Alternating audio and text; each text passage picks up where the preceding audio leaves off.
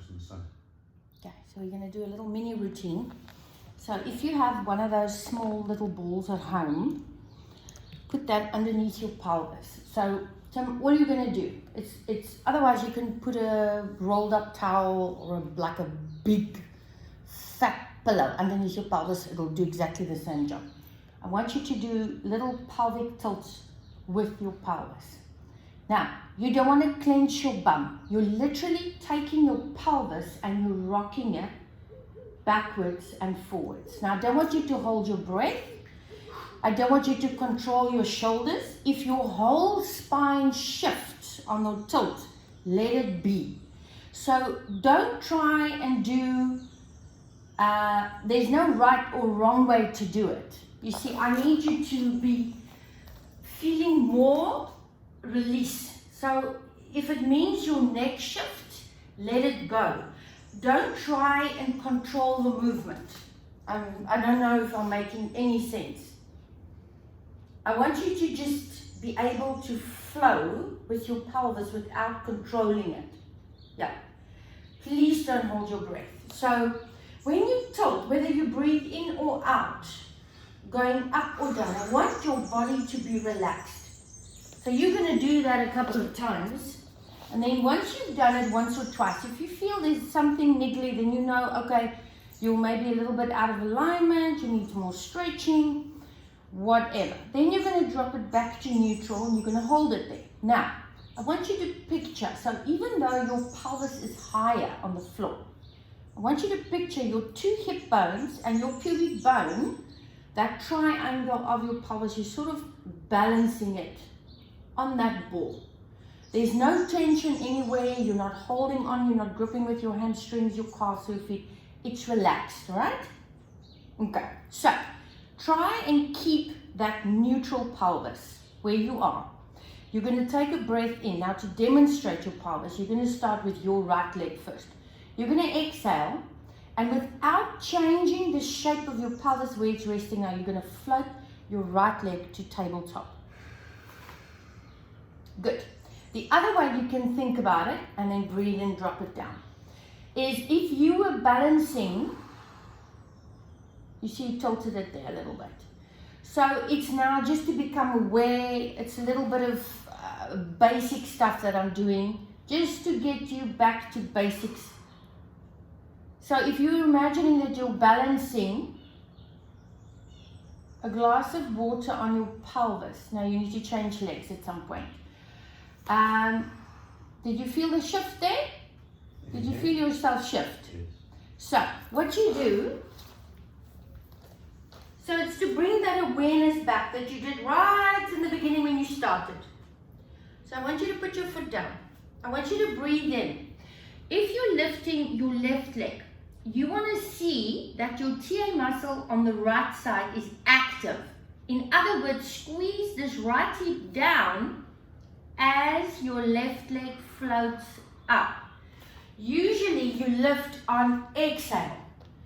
So when you exhale, you activate your core, right? Your muscles activate. So it makes sense. You're doing a difficult thing that you're concentrating. Exhale to float it up. If you do it too fast, you're just doing this. There's no thinking involved and there's no consciousness involved in what you're doing. Now you're going to float your right leg up. You're going to hold it there. Okay, so ladies, you know what I'm talking about. You want to keep your legs, when you float it up, you can't tilt your pelvis towards your ribs. This must stay open. You see, you've shifted because you didn't engage your core. Now hold it there. You're going to exhale. Engage your core. Squeeze your tummy. Think about that. Okay. Now float your left leg up. Don't do it without your stomach. There we go. Now your pelvis didn't shift. Squeeze the knees together.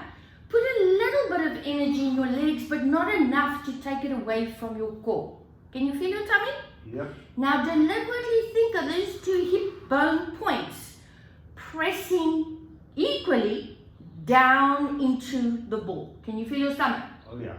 Now, very gently, keeping the distance between your heel and your bum, you're going to jog the feet down one at a time, keeping your pelvis still. Don't let the other knee that stays behind go forward. Keep it at 90-90. Last one. So this is a very good way to go right back to basics and to concentrate on activating your core. Stretch your legs up to the ceiling. Now, what will happen when you do that? Because it feels like a nice stretch, your pelvis can let go a little bit. Now relax your lower back and get that little bit of a stretch. Can you feel it? Oh yeah. There we go. So make sure while you're doing that, you don't cause tension in your shoulders and your neck. Now, bring your right knee to your chest and hug it into your chest. You can just hold one hand because when you're on the ball, it's a little bit of a wonky thing. Very slowly, bend the left leg, place it back on the floor, and then extend it away from you. So, you want to try and get that foot to relax on the floor. You're opening up this left hip. Can you feel? Yeah, well. Good. So you're doing that usual back stretch that we always do, but now because you're on a ball or a big pillow or a towel, you're going to get that hip nice and open. Now, keep this left leg where it is. Put your arms down by your side. So you put a little bit of energy, I was going to say that, but I forgot. On the back of your arms, if you put a little bit of energy into the floor, you'll feel your arms and your lats are active and it'll prevent your neck and your shoulders from creeping up. So press your arms down, Tim. Yeah. Yes. Now from there, I want you to stir that thigh bone inside your hip joint. Now, when I mean stir, I mean don't cause tension. You're balancing on a ball, so it just makes you concentrating on your core a little bit more. You want your tummy active a little bit. That's it. You're just stirring it inside that hip joint. Now change direction. And 1. If this leg moves a little bit, it's not a train smash. 3, 4, last one, and 5. Good. Now put that leg on the floor and then bring your left leg in. You do exactly the same thing. Relax the shoulders, give it a nice stretch. So always check that your feet and your second toe is relaxed. Second toe? Maybe it just makes you think. I always say second toe because then you can see. Second everyone's toe eyes go. from the outside or the inside? Which second toe? That's for me to know, for you to find out. It's good when everybody's clapping and everybody in class's eyes go. Yeah. Huh? Okay, now you do little circles. That's it. And it doesn't have to be big circles. If you feel pretty stable, like if you're on a pillow or a towel, it'll be more stable than a ball. Then you can go a little bit wider with your circles. Yeah, because you just want to change direction if you haven't. So 5 in one direction, 5 in the other direction. And once you've done that, put your feet flat on the floor. Don't straighten it. You're going to put pressure on your back. Put your foot down now.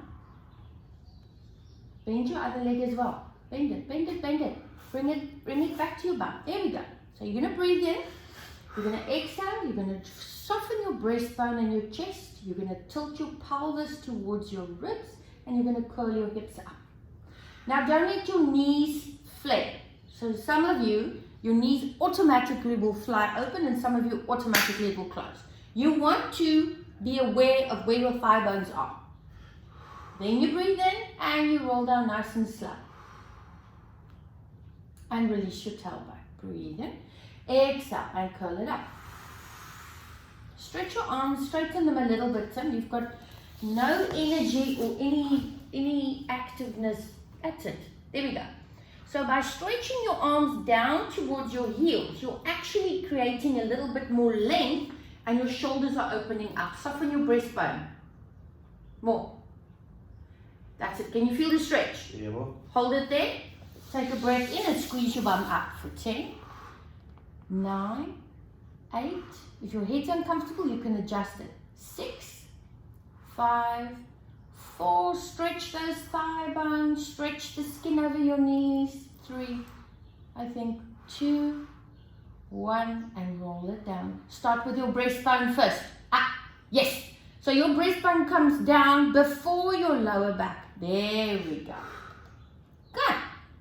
Take a breath in. Press your hips up. Normal press. Hip press. So you're neutral.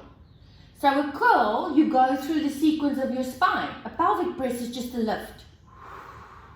Now hold it there. Can you reach your weights? So ladies, if you've got weights or you've got little bottles of water or big bottles of water, doesn't matter. You're in a pelvic press. Your ribs are down and soft. Soften the ribs just a little bit more. Yes. So you want, usually a pelvic press is not that high. Okay? Now, you're going to float your arms up with those weights. Listen. Up above your chest. Good. Hold. Turn your palms to face each other.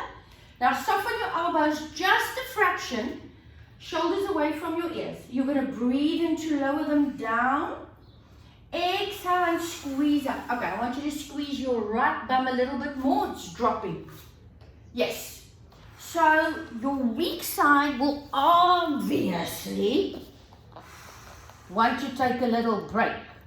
You must check that both hips are squeezing the same. And one more.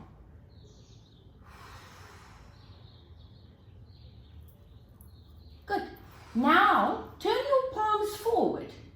You're going to bend your elbows, touch the floor with your elbows. Exhale and press it up. 1. One legs. Yes, that's good. 2. So this whole time that tushy and those hamstrings are working, quads are stretching, you want to try and keep it there the whole time. So Tim, I can see your arms are going here by your head. Don't drop your elbows, bring your arms forward. You've lost control over the weights. There we go. So don't do that. Keep them there. Shoulders away from your ears and keep them straight. There we go. And then down. 2 more. Last one. Is your arms tired? No.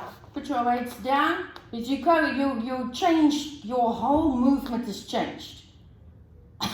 You've gone from one I've gone naked. roll downs. Oh. Okay, that's it. Crap, I've bumped my legs, but. Ah, cuckoos.